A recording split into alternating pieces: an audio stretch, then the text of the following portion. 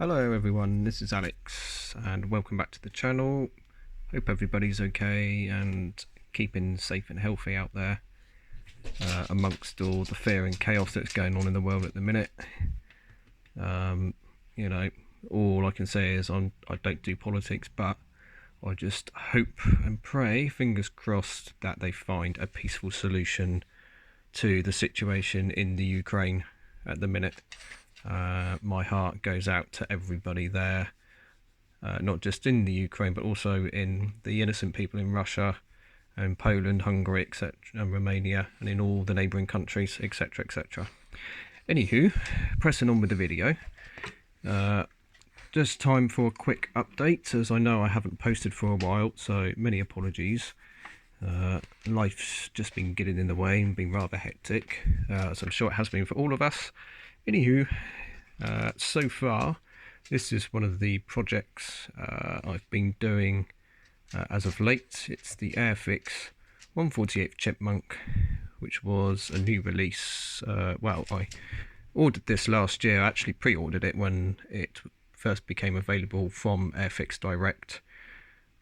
Ordered it around February time and received it in the April or May, I believe.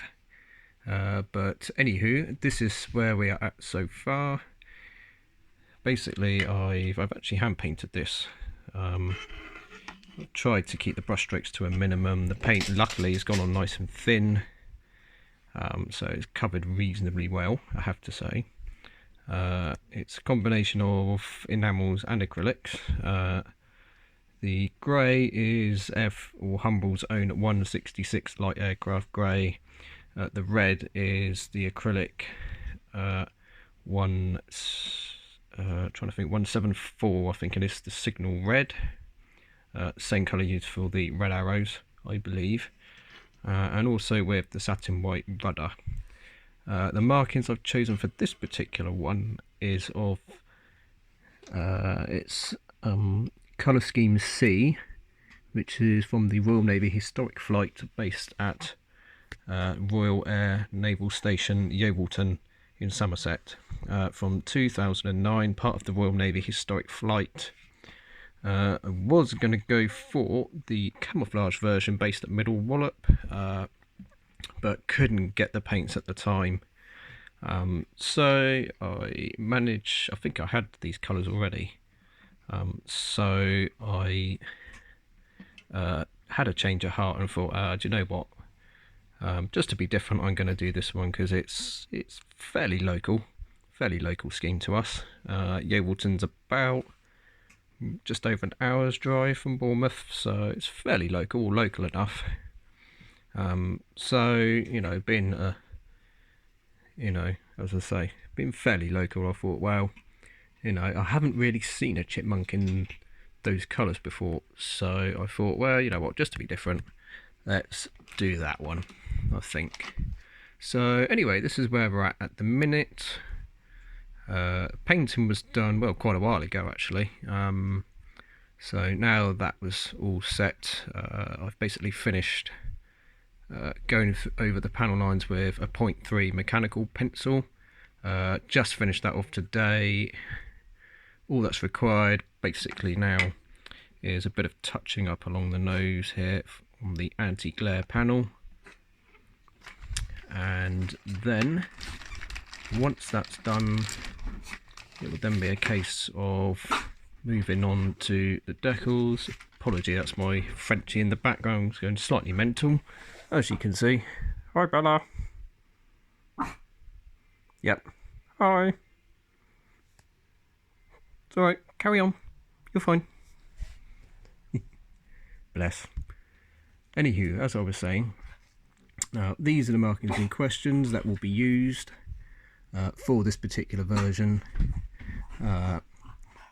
Those are the individual numbers for that particular aircraft, and then of course we've got the common decals at the top here as well, which will also be used, like the RAF roundels, etc., or Royal Naval roundels, whichever you want to say. There's a couple here for the propeller, the tips as well, depending on the variant that you're building. But the decals actually are very, very nice, I have to say. Up to the usual Airfix standard, particularly for their latest stuff, made by Cartograph, or printed by Cartograph, I should say. They go on absolutely lovely. They settle down really, really nice. Hardly any carrier film, so therefore silvering is, well, practically non-existent. Add a few cockpit ones to apply, so you know that sort of set the basis for what's to come. But no, it's very, very impressed. It's a very nice kit overall, actually, I have to say. Bit of filling required on the underside of the fuselage, which you can probably just about make out there. And there we go, it's refocused. And also along the leading and trailing edges of the wings, etc. And a little bit on the top of the fuselage by the nose. Also found the panel, the other sort of downfall, if you like, to this model, this particular model, was I found once the engine doors have been put on to form part of the cowling, I did find the gaps just a little bit on the big side, so I chose to fill them in. Didn't need an awful lot, having said that, but by the time it was smoothed down, etc., it was just enough so that you can make out the fact that the door's there. And I've just basically gone over where I filled it with the mechanical pencil. Luckily enough, there's still enough of an indent so that you can see where the cowling sides come down. So there's enough there to make it, hopefully, in more to true scale for the size of the model. But there you go. Some people may disagree, but as I said, I'll try and keep it all as best I can. Although I must admit, I'm not one of these that build for accuracy. I do purely build for enjoyment. So far, this has been a very, very enjoyable build. Got the vampire to do at some point,